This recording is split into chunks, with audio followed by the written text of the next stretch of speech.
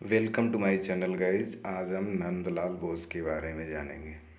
नंदलाल बोस का जन्म 3 दिसंबर 1882 ईस्वी को बिहार राज्य के मुंगेर जिले के हवेली खड़गपुर कस्बे के एक मध्यवर्गीय बंगाली परिवार में हुआ था। उनके पिता पूर्णचंद बोस एक वास्तुविद तथा दरभंगा के स्टेट मैनेजर थे।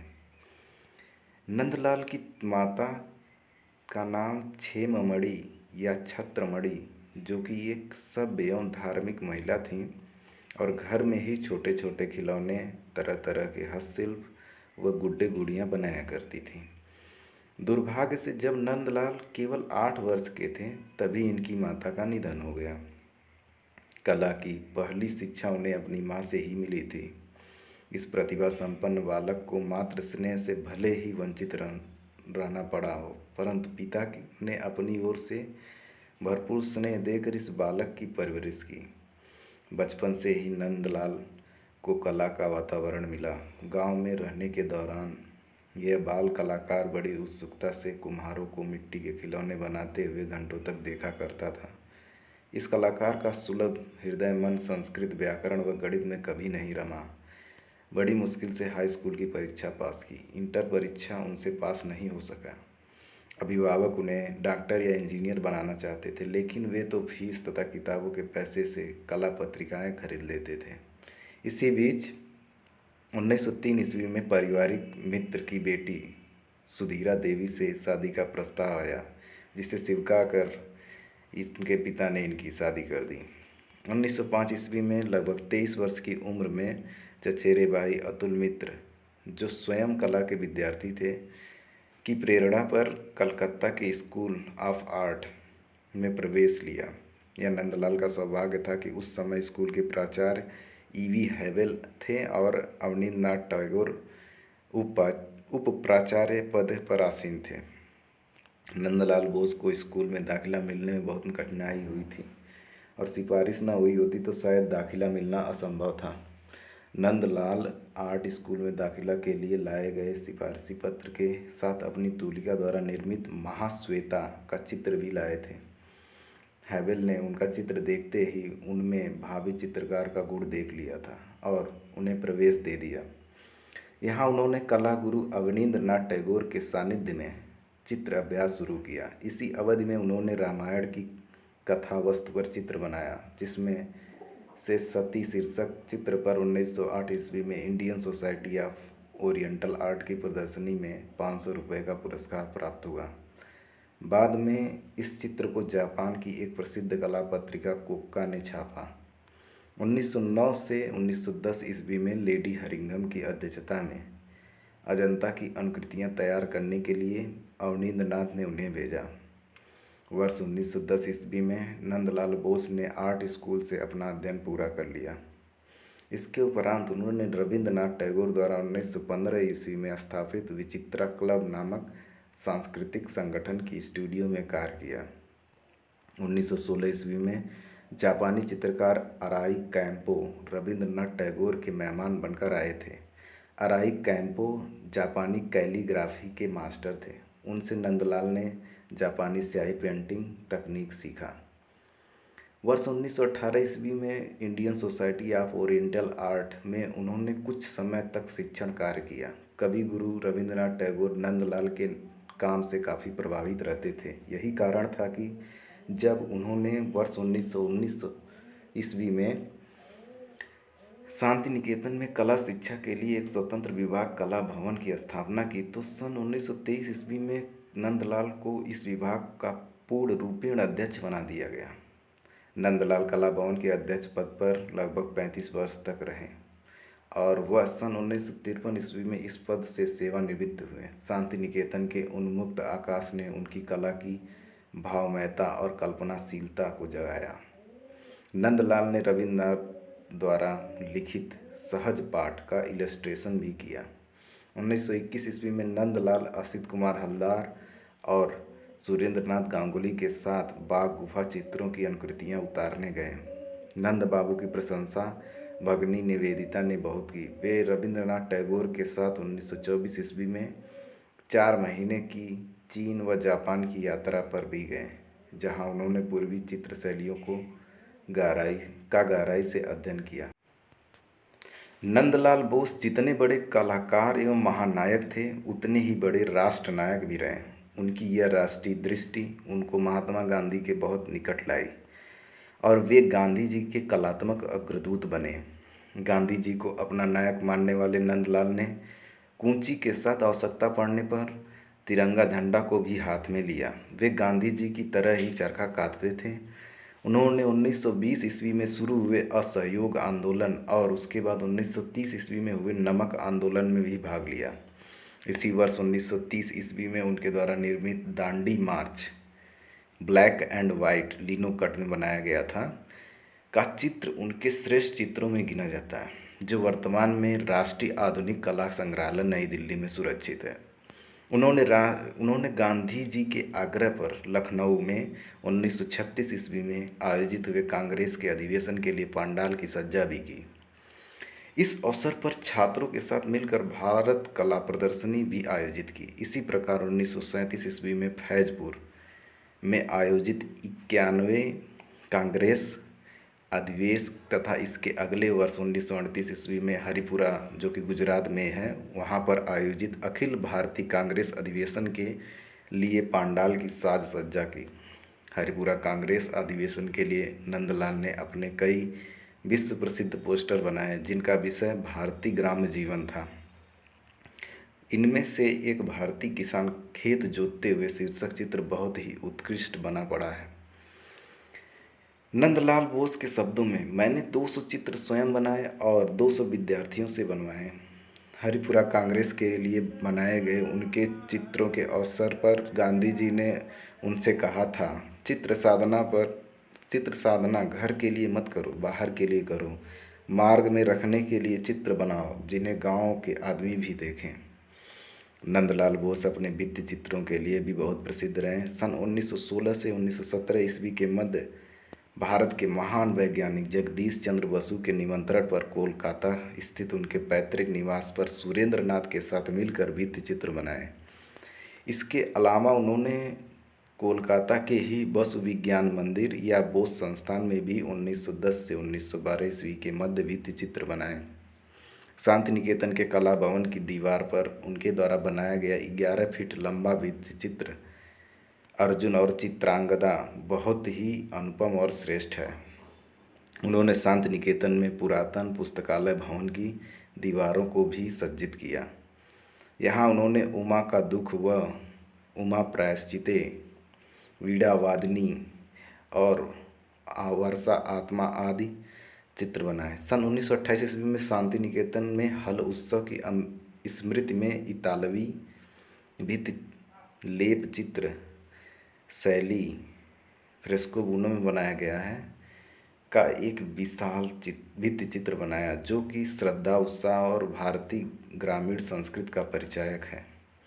सन 1933 ईस्वी में पुस्तकालय के भवन में ही भूमितल के सामने वाली दीवार पर राजस्थानी शैली के चित्र बनाए। सन 1924 ईस्वी में बड़ौदा राज्य के आमंत्रण पर वह अपने 24 शिष्यों सहित बड़ौदा गए। वहाँ कीर्ति मंदिर टेम्पल ऑफ फेम नामक राजप्रासाद की दीवारों पर भित्ति चित्र की रचना की। इन चित्रों में उनका बनाया गंगा अवतरण भित्ति चित्र विशेष उल्लेखनीय है।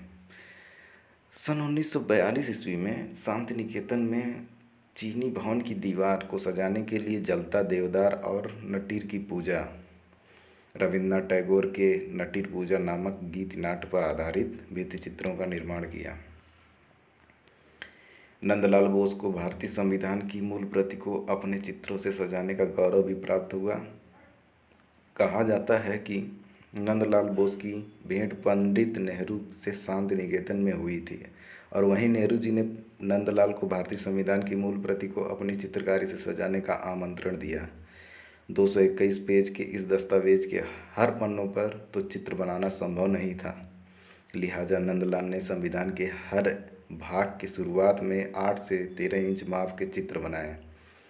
संविधान में कुल 22 भाग हैं। इस तरह उन्होंने भारतीय संविधान की इस मूल प्रति में कुल 22 चित्र बनाए। इन 22 चित्रों को बनाने में उन्हें 4 साल लगे। इस काम के लिए उन्हें 21,000 रुपये मेहनताना दिया गया। संविधान की मूल पांडुलिपि के प्रस्तावना पृष्ठ का चित्रांकन व्यवहार राम मनोहर सिन्हा ने किया था, जो नंदलाल बोस के ही एक प्रिय शिष्य थे। नंदलाल बोस ने लगभग 10,000 चित्रों की रचना की, जिनमें से 23 चित्र नई दिल्ली के राष्ट्रीय आधुनिक कला संग्रहालय में सुरक्षित हैं। इन चित्रों में कुछ चित्र निम्नलिखित हैं। शिव का विस्पान 1920 ईस्वी में बनाया गया है, कागज़ पर वाश और टेम्परा विधि से। महिषासुरमर्दिनी कागज़ पर स्याही से रेखांकन विधि से बनाया गया है। राधा का विरह सिल्क पर टेम्परा विधि से बनाया गया है। पासिंग द डे 1947 ईस्वी में कागज़ पर टेम्परा विधि से बनाया गया। संध्या कागज़ पर टेम्परा विधि से बनाया गया है। दार्जिलिंग एंड फॉग 1945 ईस्वी में कागज़ पर टेम्परा विधि से बनाया गया। मायावती आश्रम कागज़ पर जल रंग विधि से बनाया गया है। अलकनंदा कागज़ पर टेम्परा विधि से बनाया गया है। ढोलवाला 1937 ईस्वी में कागज़ पर टेम्परा हरिपुरा कांग्रेस पैनल में बनाया गया। सिंगावाला 1937 ईस्वी में कागज़ पर टेम्परा हरिपुरा कांग्रेस पैनल में बनाया गया। सती 1907 ईस्वी में कागज़ पर वाश व टेम्परा विधि से बनाया गया। शिव और सती 1947 ईस्वी में कागज़ पर वाश और टेम्परा विधि से बनाया गया। गरुड़ स्तंभ तले श्री चैतन्य कागज़ पर टेम्परा विधि से बनाया गया है। ए वासरमैन 1937 ईस्वी में हरिपुरा कांग्रेस पैनल में बनाया गया। विनोविंग 1937 ईस्वी में कागज़ पर टेम्परा हरिपुरा कांग्रेस पैनल में बनाया गया। बटर मिल्क चर्नर 1937 ईस्वी में कागज़ पर टेम्परा विधि से हरिपुर कांग्रेस पैनल में बनाया गया। पिथबर्गर 1937 ईस्वी में कागज़ पर टेम्परा विधि से हरिपुर कांग्रेस पैनल में बनाया गया। कुकिंग 1937 ईस्वी में कागज़ पर टेम्परा विधि से हरिपुर कांग्रेस पैनल में बनाया गया। हंटर 1937 ईस्वी में कागज़ पर टेम्परा विधि से हरिपुर कांग्रेस पैनल में बनाया गया। ए राइटर 1937 ईस्वी में कागज़ पर टेम्परा विधि से हरिपुर कांग्रेस पैनल में बनाया गया। मिल्किंग ऑफ काऊ 1937 ईस्वी में कागज़ पर टेम्परा विधि से हरिपुर कांग्रेस पैनल में बनाया गया। कटिंग द वेजिटेबल 1937 ईस्वी में कागज़ पर टेम्परा विधि से हरिपुर कांग्रेस पैनल में बनाया गया। सारंगी वाला 1937 ईस्वी में कागज़ पर टेम्परा विधि से हरिपुर कांग्रेस पैनल में बनाया गया। उनका एक चित्र कपिल वस्तु में बुद्ध का आगमन 20वीं सदी में भारत कला भवन वाराणसी में सुरक्षित है। उनकी अन्य उत्कृष्ट कृतियों में तपोनिष्ठ उमा 1921 में बनाया गया है। शोकार्त उमा 1921 में बनाया गया है। यह दोनों चित्र अब प्रफुल्लनाथ ठाकुर के संग्रह में है। पार्थ सारथी 1912 ईस्वी में इंडियन म्यूजियम कोलकाता में है। कुड़ाल चनुबाई संग्रह में संग्रहित है। द्यूत प्रसक्त युधिष्ठिर कार्ल खंडालवाला संग्रह में स्थित है। पुरी के समुद्र तट पर चैतन्य त्रिवेंद्रम के चित्रालय संग्रह में संग्रहित है। अधा बाउल विरहिणी राधा चित्रांगदा के देश में अर्जुन ऋतुसंहार देवदास अर्जुन द्वित क्रीड़ा गंगा अवतरण कुंज में राधा बुद्ध का गृह त्याग मृग छौना लिए हुए बुद्ध का यज्ञशाला की ओर प्रस्थान सुजाता महाप्रस्थान अभिमन्यु वध संघमित्रा अर्धनारीश्वर वीणा वादिनी स्वर्ण कलश सरस्वती 1941 ईस्वी में बनाया गया है। गोपालपुर के मछेरे साढ़ नटीर पूजा गांधारी भीष्म प्रतिज्ञा वर्षा से धूला कोणार्क सावित्री और यम नौका विहार शतरंज खेलते कौरव पांडव 1930 ईस्वी में मनाया गया है। पतझड़ गुरुदेव व नर्तकी को गुरुदेव व नर्तकी को 1938 ईस्वी में बनाया गया। लकड़बग्घा ब्रश और स्याही से बनाया गया। रानी पद्मिनी और भीम सिंह 1910 ईस्वी में बनाया गया। एकलव्य 1910 ईस्वी में बनाया गया है। अहिल्योद्वार, धृतराष्ट्र और गांधारी, राजगृह, संथाल युवती, जलता हुआ चीड़ का वृक्ष, अरहर का पौधा 1953 ईस्वी में बनाया गया है। गंगा नदी में नाव, जलधारा में मछलियाँ, नए बादल 1937 ईस्वी में बनाया गया है। प्रतीक्षा कागज़ पर टेम्परा विधि से बनाया गया। कृष्ण और अर्जुन कागज़ पर रंगीन लिथोग्राफी विधि से बनाया गया। तारों से भरी रात 1934 ईस्वी में कागज़ पर टेम्परा विधि से बनाया गया। ग्रीष्म 1931 ईस्वी में कागज़ पर टेम्परा विधि से बनाया गया है। सांददीप 1931 ईस्वी में कागज़ पर टेम्परा विधि से बनाया गया। देवदार वृक्ष व घाटी 1945 ईस्वी में कागज़ पर टेम्परा विधि से बनाया गया।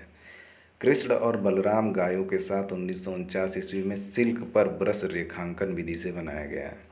सरवरी इन हर यूथ 1942 ईस्वी में बनाया गया है। अभिमन्यु वध 1947 ईस्वी में बनाया गया है। ए लेडी आर्टिस्ट 1937 ईस्वी में बनाया गया है। मंजीरा प्लेयर 1937 ईस्वी में बनाया गया। कान साफ करने वाला 1937 ईस्वी में बनाया गया है। नंदलाल बोस ने भारतीय कला और संस्कृति का गहन अध्ययन किया और उससे प्राप्त प्रेरणा से अपनी एक निजी शैली विकसित की, जिसे बोस शैली या नव बंगाल शैली कहा जाता है। उन्होंने अपनी इस कला शैली का सार्वदेशिक बनाने का भरसक प्रयास किया। उनकी कला रेखा प्रधान है, जिस पर कहीं न कहीं अजंता चित्र शैली का प्रभाव है। आरंभ में उन्होंने अपनी कुछ कृतियों को अवनींद्रनाथ द्वारा आविष्कृत वास शैली में बनाया, जिसमें सती व शिव का विस्पान सर्वाधिक प्रसिद्ध है। बाद में उन्होंने टेम्परा विधि का प्रमुखता से प्रयोग किया। इसके अलावा अन्य माध्यमों में पेंसिल, स्याही, रंगीन pen, linocut, dry point, mount board पर टेम्परा, तैल आदि का भी दक्षता के साथ प्रयोग किया। वे स्वभाव से प्रयोगधर्मी कलाकार थे, परंतु प्रयोगधर्मी होने के बावजूद अपनी परंपरा से विमुख नहीं हुए। नंद बाबू कहते थे कि आधुनिक कला का अध्ययन अवश्य किया जाना चाहिए, पर अपनी परंपरा को भी नहीं भूलना चाहिए, जो निजी है, जो हमारी परंपरा है, जिसे हम स्वतः अनजाने ही अपनाया है, जो हमारे रक्त स्रोत में है, उसे हटाकर फेंक तो नहीं सकते, परंतु हमें अपनी धुरी को आधुनिक युग धर्म से भी मिलाना है, क्योंकि युग धर्म से भी हम मुंह नहीं मोड़ सकते। अतः दोनों का समन्वय अत्यंत आवश्यक है। नंदलाल बोस के अधिकांश चित्रों का विषय पौराणिक तथा धार्मिक कथानकों पर आधारित है। विशेष तौर पर उन्होंने शिव को चुना। यही कारण भी था कि उनके कलागुरु अवनी बाबू उन्हें शिव सिद्ध कहा करते थे।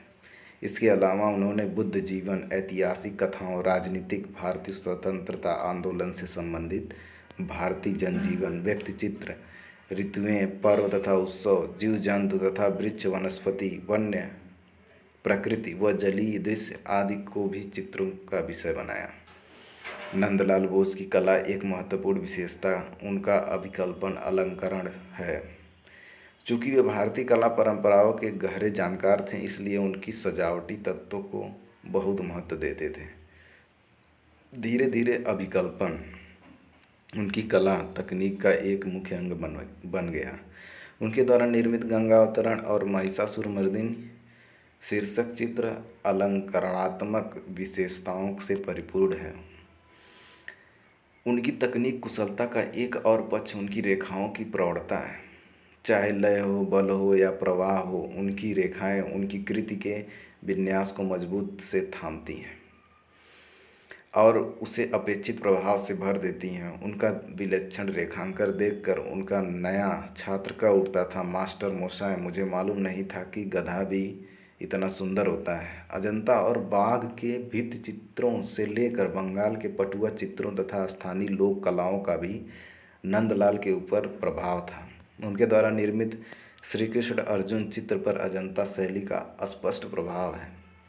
उनका चित्र राधा का विरह बंगाल के पटचित्रों से प्रभावित है।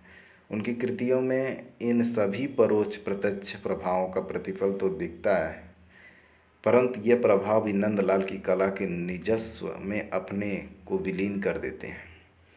पेंसिल, रंगों एवं तूलिका द्वारा अनेक कार्डों पर चित्र तैयार किए, जिन्हें वे अपने मित्रों, शिक्षकों व छात्रों को भेंट कर देते थे। स्टेला क्रैमरिस ने मास्टर मोसाय के चित्रों की चर्चा करते हुए कहा है, उनके रेखा चित्र, ऑटोग्राफ चित्र और कार्ड चित्र आधुनिक भारतीय चित्रकला के 3 बहुमूल्य रत्न हैं। उनकी तुलिका, स्पर्श अंकन की पद्धति में वस्तु की आकृति, भाव, मुद्रा के सूक्ष्म अध्ययन और तुलिका पर अधिकार का अद्भुत समन्वय है। टच पद्धति के विषय में उनका कहना था कि टेम्परा विलंबित है, टच दूत है, पर यह उस्ताद का काम है। पांडवों का हिमालय आरोहण नामक 15 फीट लंबा चित्र उन्होंने मात्र 1 घंटे में बनाया था। उसमें उन्हें कहीं भी कुछ बदलना या सुधारना नहीं पड़ा। नंदलाल बोस ने चित्र सृजन के साथ साथ लेखन में भी अपना अमूल्य योगदान दिया। 1944 ईस्वी में उनकी प्रसिद्ध पुस्तक शिल्प कथा प्रकाशित हुई। इस पुस्तक में उन्होंने 10 कला लेखों का समायोजन किया है, जिसके अंतर्गत चित्रों के प्रकार, कला के मानदंड, रंग आदि से संबंधित उल्लेख हैं। 1949 ईस्वी में उनकी एक अन्य विख्यात पुस्तक रूपावली का 3 भागों में प्रकाशन विश्व भारती ग्रंथालय कोलकाता से हुआ।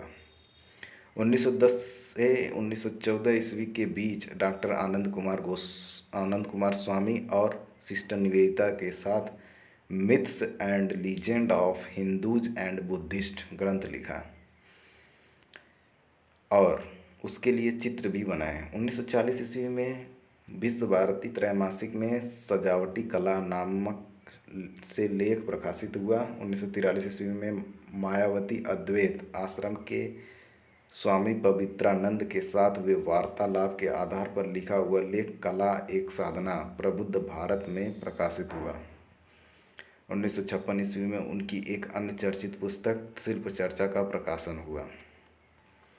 आचार्य नंदलाल बोस की शिष्य परंपरा अति समृद्ध रही। उनके प्रमुख शिष्यों में विनोद बिहारी मुखर्जी, रामकिंकर बैज, व्योहार राम मनोहर सिन्हा, के.जी. सुब्रमण्यन, ए. रामचंद्रन, हेनरी धर्मसेना, प्रतिमा ठाकुर, रामानंद गोपोपाध्याय, सोवन सोम, जहर दास गुप्ता, सविता ठाकुर, मेनजा स्वग्नेश, यश बब्बुत, सत्यजीत राय, दिनकर कौशिक, अमृतलाल वेगड़, गौरंगा चरण और कोंडापल्ली शेषगिरी राव आदि थे। इनके अलावा सिलोन श्रीलंका के ए.डी. जयतिलक भी उनके प्रमुख शिष्यों में से एक थे। नंदलाल बोस की 2 प्रसिद्ध कृतियां अर्जुन ट्री और मैंगो ट्री वर्तमान में उनके इसी छात्र के निजी संग्रह में है। नंदलाल बोस को अमूर्त कला पसंद नहीं थी, लेकिन फिर भी वे अपने शिष्यों को उनकी पूर्ण स्वतंत्र शैली को अपनाने के लिए खुली छूट देते थे। वे अपने प्रत्येक विद्यार्थी को उनके जन्मदिन की खुशी में नया कार्ड बनाकर देते थे। नंदलाल बोस को कला क्षेत्र में उनके उत्कृष्ट योगदान हेतु कई पुरस्कार व सम्मान मिले। 1907 ईस्वी में स्थापित Indian society of oriental art से छात्रवृत्ति प्राप्त करने वाले वे पहले कलाकार थे। नंदलाल की कला क्षेत्र को देन तथा महान कला गुरुता से प्रभावित होकर 1950 ईस्वी में बनारस हिंदू विश्वविद्यालय वाराणसी ने उन्हें डी.लिट की उपाधि से विभूषित किया। 1952 ईस्वी में विश्व भारती ने शैक्षिक जगत के सर्वोच्च सम्मान देशिकोत्तम से उन्हें विभूषित किया। 1954 ईस्वी में भारत सरकार ने आचार्य नंदलाल बोस को उनकी कला संबंधी सेवाओं एवं उपलब्धियों के लिए दूसरे उच्च नागरिक सम्मान पद्म विभूषण से अलंकृत किया। वे पद्म विभूषण सम्मान पाने वाले प्रथम कलाकार थे। 1956 ईस्वी में वे ललित कला अकादमी नई दिल्ली के फेलो आदि सदस्य के रूप में चुने जाने वाले दूसरे कलाकार बने। सन 1957 ईस्वी में कोलकाता विश्वविद्यालय ने बोस को डीलिट की उपाधि से सम्मानित किया। सन 1958 ईस्वी में ललित कला अकादमी कोलकाता ने उन्हें रजत जयंती पदक प्रदान किया। सन 1963 ईस्वी में रविंद्र भारती विश्वविद्यालय ने भी उन्हें डीलिट की उपाधि प्रदान की। सन 1965 ईस्वी में उन्हें एशियाटिक सोसाइटी कोलकाता ने रविंद्र शताब्दी पदक प्रदान किया। नंदलाल बोस को 1951 ईस्वी में कला भवन शांति निकेतन से सेवानिवृत्ति के पश्चात 1954 ईस्वी में स्थापित ललित कला अकादमी नई दिल्ली के पहले अध्यक्ष के लिए नामित किया गया था, किंतु उन्होंने अपनी खराब सेहत की वजह से प्रस्ताव को अस्वीकार कर दिया। नंदलाल पहले भारतीय चित्रकार थे जिनकी कलाकृतियां पर सर्वप्रथम रंगीन वृत्तचित्र डॉक्यूमेंट्री तैयार की गई। नंदलाल के जीवन पर आधारित 44 मिनट की एक लघु film Nandlal Bose a tribute to the legendary artist शीर्षक से सुभाषिस बनर्जी ने बनाई थी। 16 अप्रैल 1966 ईस्वी को 83 वर्ष की उम्र में स्वदेशी के पक्षपाती इस महान कलाकार का देहावसान हो गया। बोस की जीवन ज्योति आज इस संसार से भले ही लुप्त हो गई है, पर वे भारतीय कला को ऐसी ज्योति दे गए जो सदा उसका पथ प्रदर्शित करती रहेगी। नंदलाल बोस का कहना था कि सौंदर्य के अभाव से मनुष्य केवल रस के क्षेत्र में वंचित नहीं होता, अपने मानसिक और शारीरिक स्वास्थ्य की दृष्टि से भी वह क्षतिग्रस्त होता है। क्रिस्टी के कैटलॉग के लिए नंदलाल बोस का परिचय देते हुए कला इतिहासकार आर शिव कुमार ने लिखा था, नंदलाल बोस का आधुनिक भारतीय कला के इतिहास में वही स्थान है जो पुनर्जागरण कालीन इतिहास में रैफेल और ड्यूरर का, अवनींद्रनाथ, रविंद्रनाथ टैगोर, ईवी हैवेल, आनंद कुमार स्वामी, ओकांकुरा कोकुजो और महात्मा गांधी आदि के विचारों के समन्वय से उन्होंने अपनी एक नई मौलिक कला का निर्माण किया।